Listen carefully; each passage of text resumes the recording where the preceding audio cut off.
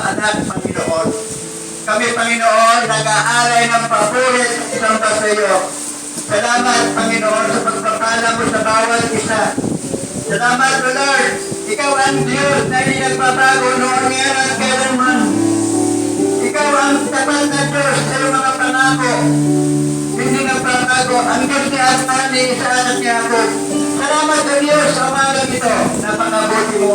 Salamat sa paggabay mo sa bawat isa. Salamat sa iyong mga na-espiritu na yan laging kumikilos sa aming mga buhay. Salamat po.